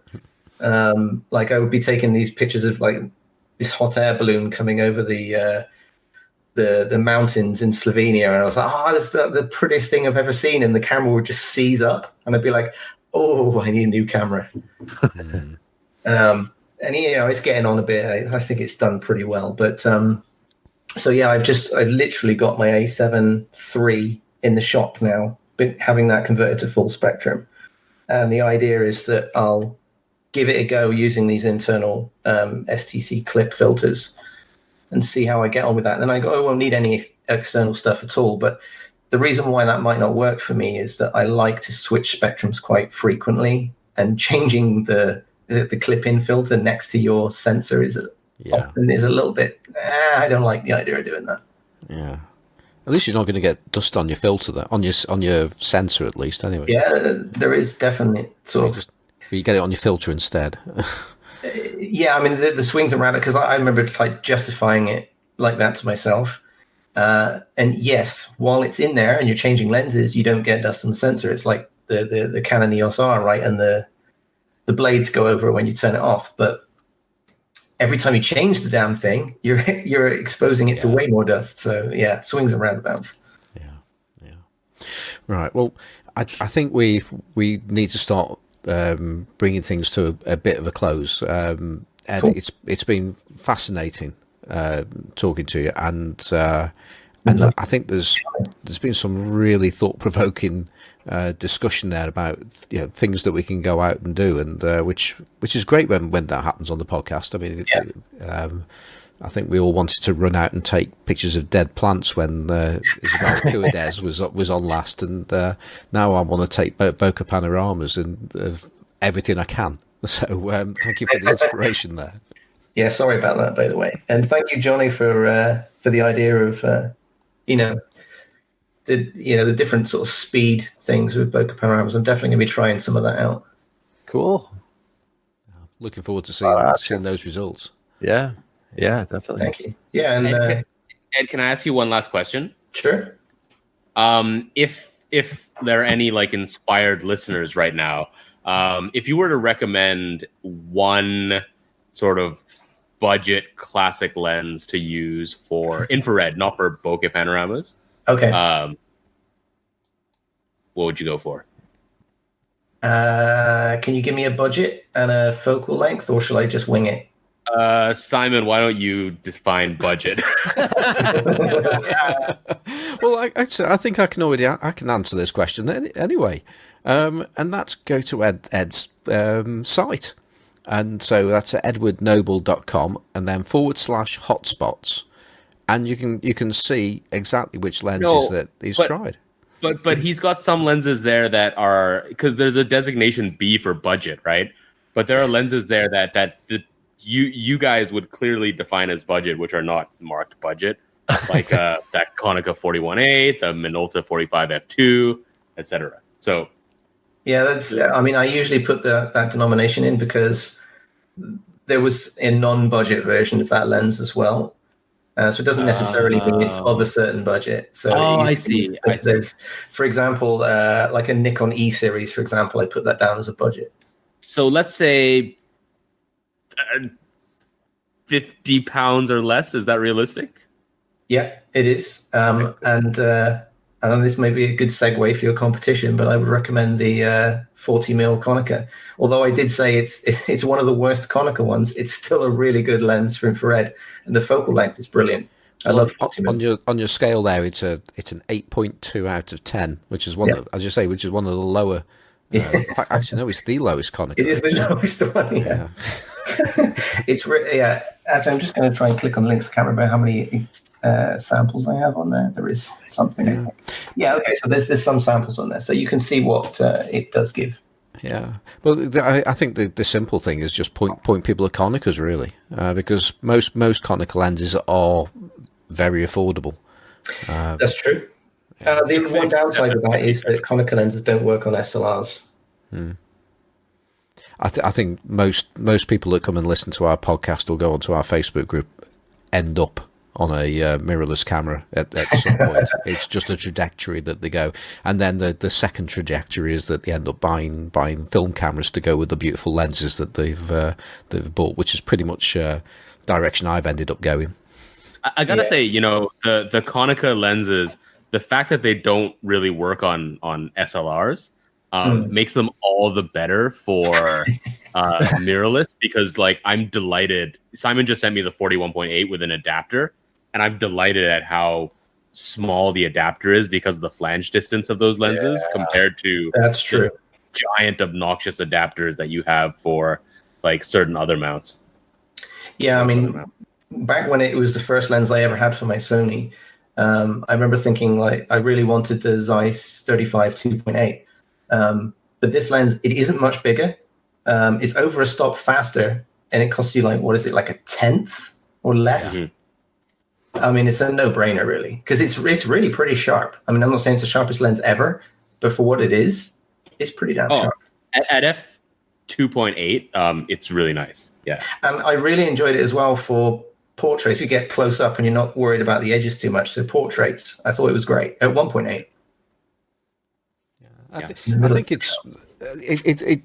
you've hit upon a point. I think we may have mentioned it in the past, but it's a case of it's almost a 35mm lens. And when you just talked about the Zeiss, the Distagon at the 35 Distagon, it's actually longer than 35. It's closer to 37, like the Mirs, when you actually take it. So it's.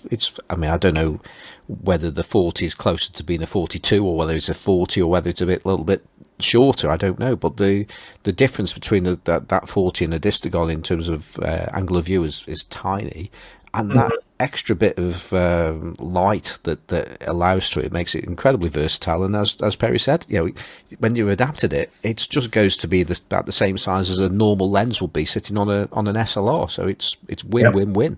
It's no wonder it's going up. Yeah, I mean, I have 3 of those lenses because I was using it as my test bed for the infrared hotspot data. And it did what I wanted it to do. It showed that the test was reliable and all the charts came out the same. So I have 2 spare ones now as well. You sound like Johnny now. But yeah, it's a really good little lens. I'd recommend it to anyone who can use it. Okay. Right. I just want to do a quick bit of housekeeping now before we disappear. And I just want to say thank you to those people that donated to the podcast via Coffee. That's www.ko-fi.com. and just search for Classic Lenses Podcast if you want to help us out. And because the guys didn't have the information last week, we've got a few more names on here, and one appears twice. So I'm just going to quickly go through them there. We've got donations from James Thorpe and Brian Warworth. Thank you both. Nigel, a couple of weeks ago, also donated and said, great show, guys. So many interesting views. I was drinking coffee on the patio on the holiday cottage whilst listening. So that was a idyllic scene, but he's back now and he's had a cataract operation since then. So I hope you're feeling better, Nigel. But you were able to donate again and make another comment. He said, thought Perry, and this is about last week's show, thought Perry and Johnny behaved pretty well, seeing they didn't have Simon's calming influence to moderate them. Yes, well, they just talked about lobsters. And Christopher J. May also has donated to us again, and said he'd missed a couple of weeks due to life. Thankfully, listening to the podcast like the classic, it's done CLP, and I thought listening to the clap, listening to the CLP is helping keep me sane during that period. So thanks, gents, and thank you again, Christopher. All very, very appreciated. So that's it for the donations this week. Not sure if there are any emails to go through. There may be, but I think we've run out of time to do any of those now. So Ed, back to you again. Thanks for being a great guest. Thanks for pointing us in directions we've never been before. You're welcome. Thank you for having me. And we've mentioned your website, but you're all over the place. So perhaps, and as in on social media and stuff like that, perhaps you might want to just give our listeners another run through about the places where people can find your work and potentially get in touch with you. Oh, I've got to remember what my Instagram address is now. I think it is Ed_Noble for Instagram. Flickr, that's Ed with 2 Ds, by the way. Flickr is just Ed Noble altogether. Also Ed with 2 Ds. Other than that, it's just my website. And there's Flickr. Flickr. Yeah, you're on Flickr as well, aren't you? Yeah, that was the one I mentioned last. Edward Noble on Flickr. Just to quickly go over that website again, that's edwardnoble.com, and there's loads of useful information on there, as well as your beautiful photos. So urge people to go over there and have spend some time and check that out. Thank you, Simon. Right. Right, Perry, any shout outs potentially? In fact, actually, I'll knock this back to Edward just in case. Are there any shout outs? Because I didn't give you the opportunity to shout out anything to anybody. I haven't anything in mind, actually. Sorry. I keep forgetting to say to our guests, I might actually ask you about shout outs. So no, I've just dropped it on you there. Don't worry about that. So Perry, any shout outs and ways that people can follow you? Yeah, a quick shout out. It's kind of an odd one, but a quick shout out, first of all, to all of you guys, because I just got to say, like, how refreshing it is to sit down and have a normal conversation about a hobby and photography while, like, it seems like the world is crumbling around us here in Hong Kong. Yeah. So, like, a sincere thanks. It's really a highlight of my week since getting back. But apart from that, also just a shout out to all the press photographers who are working out here in Hong Kong on the front lines, because I don't think any of them have gotten any sleep in the last 11 weeks, and I don't even want to know how many times they've been tear gassed. So they are the real heroes in all this. As to where you can find me, I'm just Perry G, PERRYGE, everywhere. Instagram, Flickr, and .com. Okay, and Johnny? You can follow me on Instagram at Sisson Photography, SISSON Photography. And you can catch up with me at Central Camera Company in Chicago most days of the week, where I'm there doing the camera thing. Okay, and how can people get in touch with us and do stuff on Instagram and stuff? You can, on Instagram, you want to check out Best Vintage Lens. They're our Instagram partner, Instagram frenemy, as we like to say. We love you guys. You can send us an email at classiclensespodcast@gmail.com. And you can, of course, follow the podcast and hear all the podcasts at classiclensespodcast.com. And we're on YouTube as well. We are, yeah. You are? Yeah. Sort of. Yeah, sort of. That's exactly it. Yeah. We're not recording this with audio. Sorry, with video. But an audio version of this podcast will go out. In fact, it's exactly the same. Goes out on YouTube, and we were sort of having a bit of a laugh about that, about the fact that there's captioning available, which is really the advantage of being able to listen to this on YouTube, because you can listen to us with subtitles. And when we mentioned this last time on when we had Eric Sluice on the show, episode 79, I sort of said, well, we talked about these captions, and I just decided to just talk a lot about ooftar to see how well it captioned it. And Matt Jones captured that, because he was listening to it on YouTube, and he did a screen grab of me saying that, and he posted it in our Facebook group, the Classic Lenses Podcast Facebook group, and the caption was, the magic doof idea, I just can't imagine how it can subtitle. Was how we managed this, which is not too bad, but ooftar is doof. You should do like Chinese whispers and keep doing that and see how it evolves. Yeah. Okay, so finally for me, I'm find us all in the Facebook group for the show, which is the Classic Lenses Podcast Facebook group, and we also pop ahead into photography with Classic Lenses. I'm on Twitter as Simon4. That's FOR with not the number. Simon Forster Photographic is my handle on Instagram. It's also the name of my website as well, and I've got an eBay store with lots of lenses. You can find the links to all of those things in the show notes, which you can find in both those groups I've just mentioned, and also if you go to our website, which Johnny mentioned earlier, which is classiclensespodcast.com.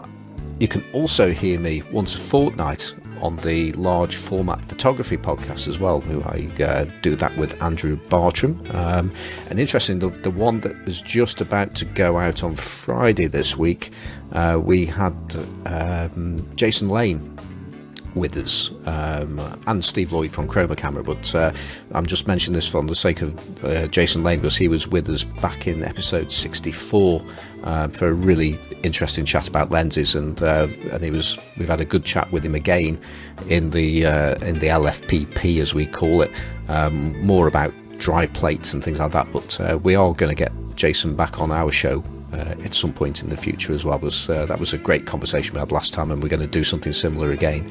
And that's just about it, I think. Our music is by Kevin MacLeod of Incompetech.com, and it's called Octo Blues. So it'll be great if you can join us again next week, and if you can, be like KARL.